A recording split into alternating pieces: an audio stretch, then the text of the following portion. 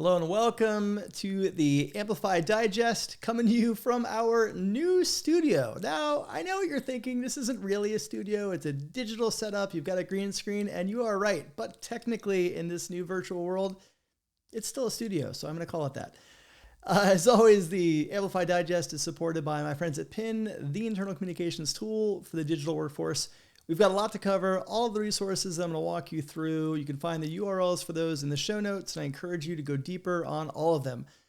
I'm going to start with this. This People Report from Kleiner Perkins is an absolute gem of a resource. I was going through it to try to figure out what visuals I wanted to spotlight in this digest, but there are too many, and they're all really good. So I'm not going to share any. I'm just going to say, trust me, go here, bookmark this resource. You're going to be visiting this a lot. And a hat tip to our friends at Kleiner Perkins for putting this together. First round is always on point. Here's another great article from them with tips on really creating productive meetings from executives. And there's lots of great quotes and wisdom. This one really stood out to me because I think as we're in the early stages of really migrating towards async, having a lot of meetings still that should not be meetings, if we really get better at optimizing our meeting hygiene, how we coordinate meetings, it's going to unlock so much value. So again, great resource for you, definitely worth a bookmark. Lynn Oldham, Zoom's Chief People Officer, was spotlighted in this article talking about their return to work practices and really their hybrid practices. That was definitely the theme as they gauged employee feedback and how they wanted to work. So that's what they're going to embrace, and it's going to unlock a lot of innovation and creativity for them. So Lynn gets into that a bit more in this article. This is another really interesting piece from The Atlantic talking about some of the confirmation bias that is kind of the result of remote work and the fact that the majority of workers are not actually working remotely. They've been back on premises and they've needed to be for a while. And so you have these kind of echo chambers, if you will, of people who are remote workers who think, oh, well, the majority of people are remote. In fact, that's not actually true. And this article gets into that a bit more. This was an interesting piece from Vice. It's kind of talking about when and how you should go to HR. They tried to be balanced. Certainly there was some, knocks on HR as they are not on your side. They're there to safeguard the company's interests. And while that's not necessarily not true, the writer did actually work to, create a couple different scenarios of, how you can go to HR, what that may look like. So again, some of you will probably enjoy this. Some of you will probably not like this, but I think overall, the author strived for a bit of balance, and I think it gave some context to different scenarios on which you would be working with HR or not. So who is driving the Great Resignation? There's still lots of conversations around this. This HBR piece gets into some of the data around what are some of the highest turnover metrics.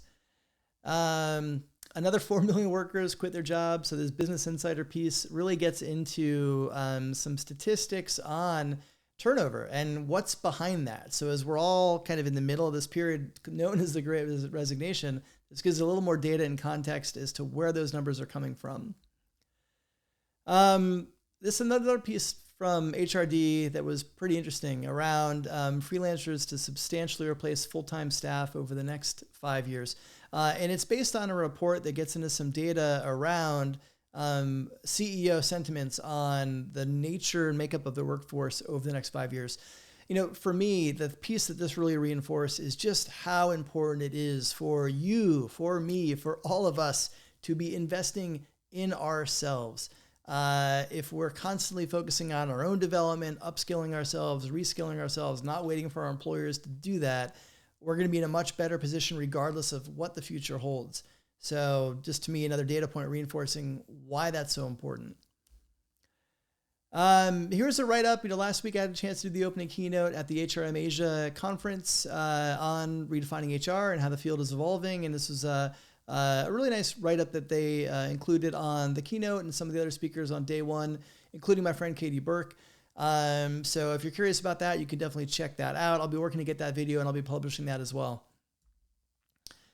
And you may have caught last week, I announced formally kind of launched the new community in the Amplify ecosystem. But more specifically, I announced the Community Catalyst team, which is an incredible group of volunteers who are dedicating their time to really, support the mission of Amplify, which is accelerating innovation in HR. The Community Catalyst team is going to be led by Balbina Knight. I'm a huge fan of Balbina's. She's put tons of heart and energy into this field for years, and really excited to have that spirit and leadership driving this particular team. So get to know all the different Community Catalysts in this blog post. And if you are a member of or will be joining the Amplify community, these are people you're going to see a lot more of, really helping you get the most value from the community, connecting you with answers, supporting the live office hour sessions that we do, and a lot more. So if you have any questions about the Amplify community, definitely come to me and let me know. Happy to answer those. And so will all the Community Catalysts be as well. You missing any packages? Again, we've all talked about how crazy the market is right now. And this is an interesting piece in Yahoo Finance about FedEx's inability to hire. And they have certain locations that are at 60% of optimal staff. And it's causing, real delays in packages and deliveries. So just another sign of this really fascinating economy that we're in right now. Adam Grant, huge fan of his, really everything he does. I think most of us on the leading edge of HR follow. I think he's just great at kind of thought-provoking ideas. But he had this really great point around interviewing. And really the types of questions that candidates ask are a great way for the interviewers to gauge their potential in the role. And on that note, this is a really interesting piece of 175 questions to ask recruiters during job interviews. So lots of really good questions here, a thoughtful piece. Definitely check that out. Shelby Walpa is a friend and a fellow member of the People Tech Partners network. She is used to run employee operations at InVision. They've been fully distributed from the start. Brilliant mind on all things remote, and she has her own consulting company now, and she's actually just created this new report and a guide on building company culture in remote organizations. So definitely that is worth your time. Another report from Autumn around mental health in the workplace with some interesting statistics and metrics within that I think will really help you reframe some things, including thinking about, we're talking about recruiting and comp and things like that around recruiting and retention, but more and more employees are interested in actually mental health benefits as well.